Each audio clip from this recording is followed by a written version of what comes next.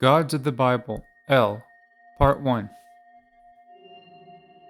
God presides in the great assembly. He renders judgment among the gods. How long will you defend the unjust and show particularity to the wicked? Defend the weak and the needy. Deliver them from the hand of the wicked. The gods know nothing. They understand nothing. They walk about in darkness. All the foundations of the earth are shaken. I said, You are gods. You are of all the sons of the Most High, but you will die like mere mortals. You will fall like every other ruler. Rise up, O God, judge the earth, for all the nations are your inheritance. In the Bible, there are many mentions of other gods that have tempted, tricked, and swayed the sons of Israel away from the God of Israel. In this ongoing series, God of the Bible, we will go over who these gods are, where they came from, and how they affect the Bible.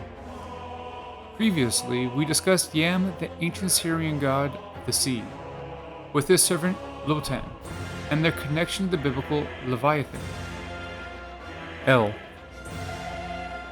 Elohim stands at the council of El. He judges among the Elohim.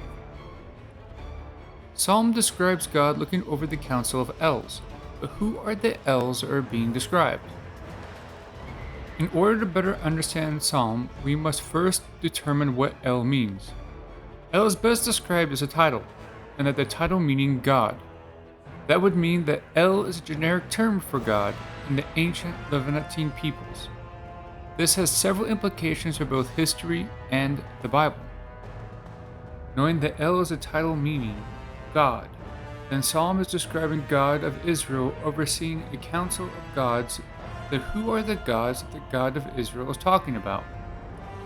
There are several logical contenders that could be the Els that are described in Psalm.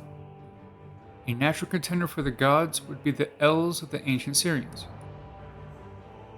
When looking at the gods that affected Israel the most, it would be the ancient Syrian gods such as Baal, Astarte, Yam, and the father of the gods, El. El is an ancient Syrian god of heaven, and is the supreme god of the ancient Syrian pantheon. El's brother, Dagon, is the father of Baal, and Baal's consort is Astarte, a member of the Ashtaroth. El is depicted as a wise lord. He is depicted as an older man with a long white beard. Like the other gods, he has a crown of horns which is a symbol of divinity. El is also depicted as a bull, and is often associated with bulls. El bestowed kingship of the earth to Yam, the sea god, proved Baal's ascension to the king of the earth when Baal defeated Yam in the Baal cycle.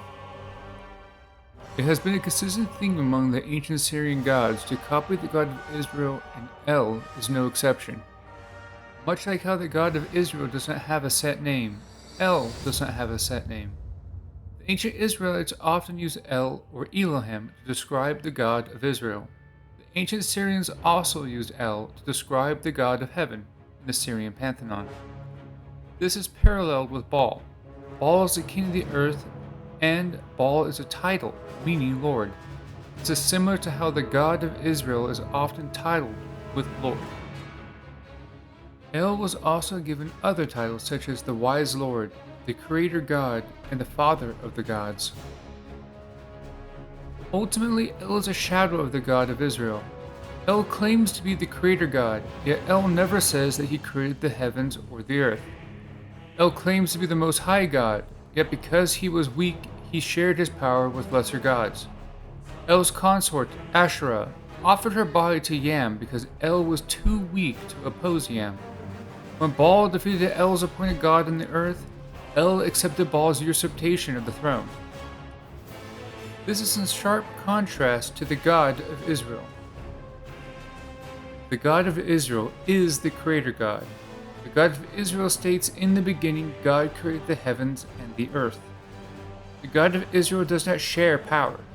The God of Israel states, I am the first and the last. Besides me, there is no God.